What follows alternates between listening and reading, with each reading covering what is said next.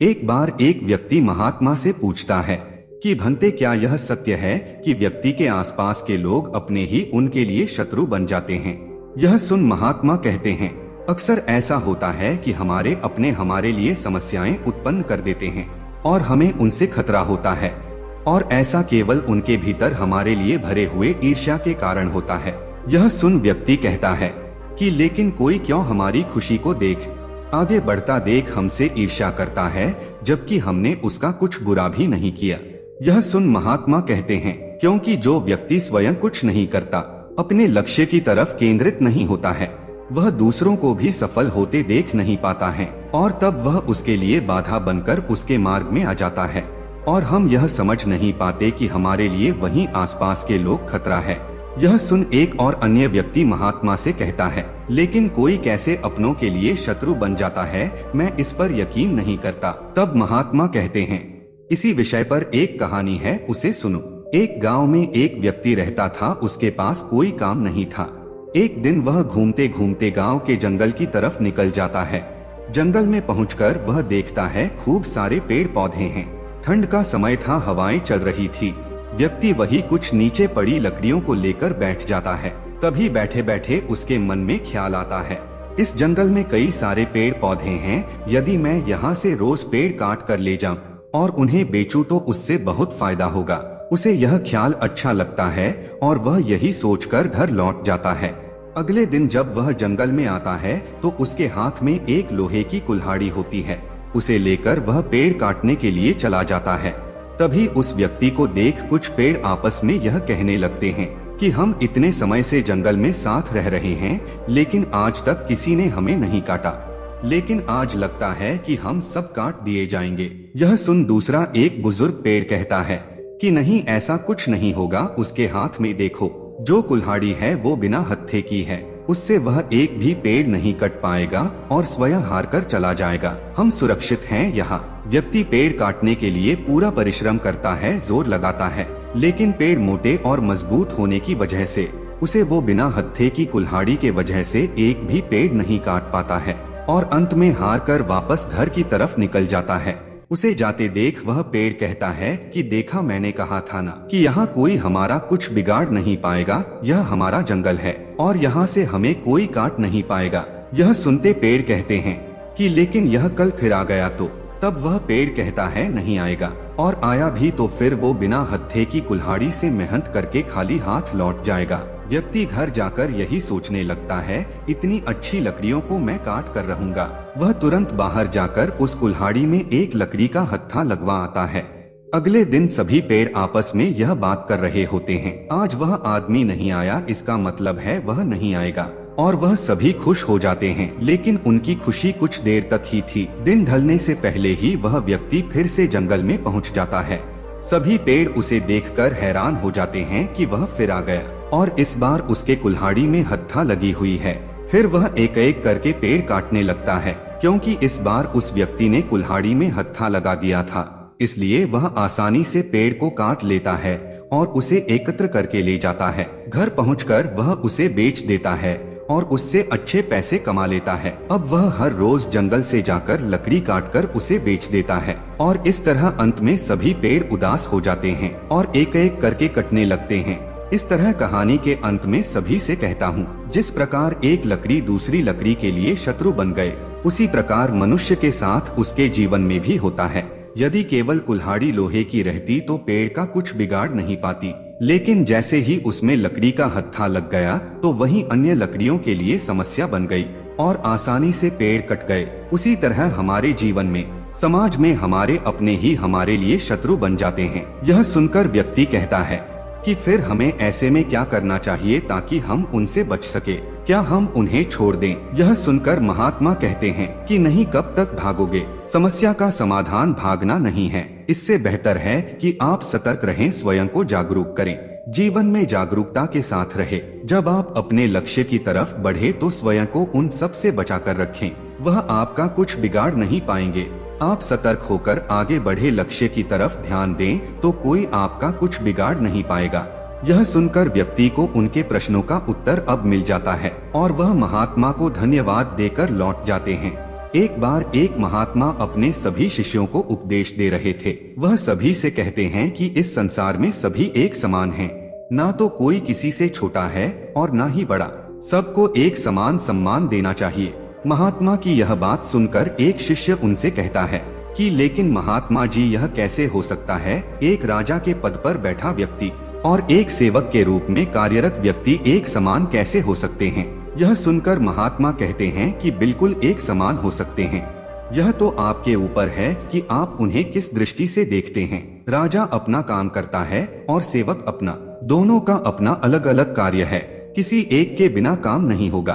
तो आप क्यों दोनों को अलग अलग दृष्टि से देखेंगे? सबको समान सम्मान दे, किसी में कोई अंतर नहीं है। यह हमारी सोच का फर्क है। यह सुनकर शिष्य पूछता है कि वह कैसे गुरुदेव? तब महात्मा कहते हैं कि इसे एक कहानी द्वारा समझो। किसी नगर में एक राजा हुआ करते थे। वह बहुत कुशल राजा थे। एक बार वह किसी यात्रा से लौट रहे थे। तभी मार्ग में उनकी नजर एक नौजवान व्यक्ति पर पड़ती है जो अपने साथियों के साथ तलवारबाजी कर रहा था। उस युवक को इतनी अच्छी तरह तलवारबाजी करते देख राजा उससे प्रसन्न हो जाते हैं और उनके मन में यह विचार आता है कि उन्हें उनकी सेना में एक ऐसे ही योद्धा की आवश्यकता है। वह उसे स्वयं के यहाँ रखने का मन बना लेते हैं। लेकिन उसे अपने महल ले जाने से पहले वह स्वयं एक बार उसकी परीक्षा लेना चाहते थे। इसलिए वह अपने रथ से उतरकर युवक के सामने जाते हैं और उससे कहते हैं कि एक बार वह उनके सबसे सर्वश्रेष्ठ सेनापति के साथ तलवारबाजी करें। युवक को स्वयं के गुणों पर बहुत अधिक आत्मविश्वास था। वह राजा की बात मानकर तलवारबाजी करने लगता है। काफी देर तक यह चलता रहता है और अंत में वह सेनापति को हराकर स्वयं विजयी हो जाता है।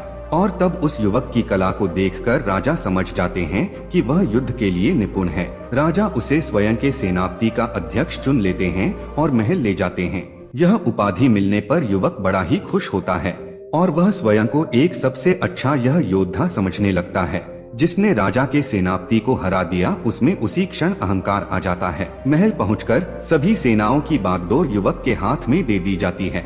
वह अब स्वयं सबको युद्ध के लिए प्रशिक्षण देने लगता है। वह बहुत ही शान से चला करता था। उसने स्वयं की प्रशिक्षण में सभी सेनाओं को युद्ध के लिए अच्छे से तैयार किया और कई युद्ध को जीता भी, जिस वजह से युवक की हर जगह प्रशंसा होने लगी थी। धीरे धीरे अब वह राजा का प्रिय भी बन गया था, जिसके कारण उसमें अहंकार और बढ़ गया था। एक दिन राजा के महल में कोई आयोजन होता है जिसमें राजा प्रजा से लेकर बड़े बड़े राजाओं को आमंत्रित करता है। सेवकों और राजाओं की बैठने की व्यवस्था अलग अलग जगह की गई थी। लेकिन राजा के महल में कुछ दिन पहले ही एक सेवक आया हुआ था। वह अभी ज्यादा कुछ नहीं जानता था। भूल से वह जाकर राजाओं के स्थान पर बैठ जाता है। यह देखकर युवक क्रोध में आ जाता है और उस सेवक के पास जाकर उससे कहता है कि तुम एक सेवक होकर यहाँ बैठे हो, तुम यहाँ बैठने योग्य तो बन जा। वो सभी अतिथि के सामने सेवक का बहुत मजाक बना देता है। सेवक स्वयं का सबके आगे इस तरह अपमान देखकर बड़ा लज्जित होता है और वहाँ से उस समय चला जाता है। लेकिन उसके अंदर युवक के लिए क्रोध भर गया था। उसने यह तय कर लिया था कि उसे सबक सिखाकर रहेगा, उसका अहंकार तोड़कर रहेगा। एक दिन राजा अपने कक्ष में विश्राम कर रहे थे। तब सेवक उनके कक्ष में जाकर सफाई करने लगता है और मौका देखकर उसके मन में उस युवक को सबक सिखाने का एक विचार आता है। तब वह स्वयं से ही कहता है कि राजा जिसे सबसे अधिक मानते हैं अपनी सेना का अध्यक्ष बना दिया है। अब उसकी नजर राजा की गद्दी पर है। जल्द ही वह राजा को उनके स्थान से हटाकर स्वयं वहां बैठने का मन बना रहा है और राजा इतने नासमझ है कि अब तक उसकी चालबाजी को समझे ही नहीं। सेवक जानता था कि राजा गहरी नींद में नहीं है। वह तुरंत सेवक की बात सुनकर उठ जाते हैं और उससे कहते हैं, यह सब क्या तुमने जो भी कहा सत्य है? सेवक कहता है कि मैं नहीं जानता, मुझे तो यूं ही कुछ भी बड़बड़ाने की आदत है। इतना कहकर वह वहाँ से चला जाता है। लेकिन राजा के मन में संदेह बैठ जाता है। अब सोचने लगते हैं कि युवक एक कुशल योद्धा है, उसे महल के बारे में भी सब पता चल गया है। यदि उसने राजा का पद प्राप्त कर लिया तो यह सोच राजा घबरा जाते हैं और तुरंत युवक को बुलाकर कहते हैं कि मैं तुम्हारे इरादे जानता हूँ कि तुम यहाँ क्यों आए हो। अब इस महल में तुम्हारी कोई आवश्यकता नहीं है, तुम यहाँ से जा सकते हो। यह सुनकर युवक को कुछ समझ नहीं आता है कि राजा क्या बोल रहे हैं। युवक को समझ नहीं आता कि उसके साथ ऐसा क्यों किया गया। राजा उसे महल से निकलवा देते हैं। कुछ देर में सबको यह बात पता चल जाता है कि युवक को अध्यक्ष के पद से हटा दिया गया है। वह एक जगह जाकर बैठ जाता है। उसे यूं मायूस देख सेवक कहता है कि इसलिए कहा जाता है कि स्वयं के ऊपर कभी इतना अहंकार नहीं करना चाहिए। कल तुमने किसी का अपमान किया था और आज उसके फल स्वरूप तुम्हारे साथ यह सब हुआ। कल तक जिस पद के अहंकार में तुम सबको अपमानित करते थे, आज तुम्हारे पास कुछ भी नहीं है। तुम एक सेवक के भी समान नहीं हो। इस महल के लोग तुम्हें कोई नहीं जानता। यह सुनकर युवक कहता है कि सत्य कहा, तुमने मुझे तुम्हारे साथ इस तरह का व्यवहार नहीं करना चाहिए था। मुझे मेरी गलती का एहसास है, मुझे क्षमा करो। मैं भूल गया था कि मुझे किसी का इस तरह अपमान करने का कोई अधिकार नहीं है। इतना कहकर युवक वहाँ से चला जाता है। सेवक जान गया था कि युवक को उसके भूल का एहसास हो गया है, उसे सबक मिल गया है और तब उसे उसका पद वापस दिलाने के लिए सेवक फिर एक योजना बनाता है। कुछ दिन बाद राजा अपने कक्ष में बैठे होते हैं। सेवक बाहर सफाई करते समय उन्हें सुनाते हुए कहता है कि काश इस नगर के राजा का पद मुझे मिल जाए। मैं हर तरह से राजा बनने के योग्य हूँ। उस सेवक की बात सुनकर राजा बाहर आकर कहते हैं कि यह तुम क्या बोल रहे हो। तब सेवक करता है, क्षमा करें राजन, जब भी मेरी रात में नींद पूरी नहीं होती है तो मैं ऐसे ही स्वयं से बातें करता हूँ, बड़बड़ाता हूँ। कृपया कर मेरी बात को मन से ना लगाएं, उसे अनसुना करें। यह सुन राजा कुछ कहते नहीं हैं और वहाँ से आगे बढ़ जाते हैं। लेकिन तभी उनके मन में एक विचार आता है कि यह सेवक तो किसी के बारे में कुछ भी कहता है और मैंने इसकी बात का यकीन करके व्यर्थ ही उस युवक को काम से निकाल दिया। मैंने स्वयं इतनी बड़ी मूर्खता कैसे की। फिर वह अपने मंत्री को बुलाकर उस युवक को पुनः बुला लेते हैं और महल में उसे उसी पद पर बैठा देते हैं और वह पुनः सेनापति का कार्यभार संभालने लगता है। सब देखकर युवक सेवक के पास जाकर कहता है कि मैं जानता हूँ कि यह सब तुमने ही किया है। तब सेवक कहता है कि तुम्हें तुम्हारी भूल का एहसास हुआ, यह काफी था। मैं बस तुम्हें यही समझाना चाहता था कि कभी किसी को स्वयं के आगे, अपने पद के आगे छोटा मत समझो। हर कोई अपने स्थान पर अपना कार्य करता है। यदि वह यह काम ना करें तो वैसा ही अधूरा रह जाएगा। इसलिए हर किसी को एक समान इज्जत दो। कहानी के अंत में महात्मा कहते हैं, लोग अपने पद के अहंकार में स्वयं को बड़ा समझते हैं, वह उनकी सबसे बड़ी भूल है। लेकिन संसार में कोई ना तो छोटा होता है और ना ही बड़ा, सभी एक बराबर हैं। सबको एक समान सम्मान मिलना चाहिए। किसी को छोटा समझकर यदि आज आप किसी को नीचा दिखा रहे हैं तो स्वयं भी इस अपमान का सामना करेंगे। छोटी सी बात है जो सभी को समझना जरूरी है। महात्मा की बात सुनकर सभी शिष्य उनकी बात का सार समझ जाते हैं और उनका एक नया उपदेश उनको सीख देकर जाता है। धन्यवाद।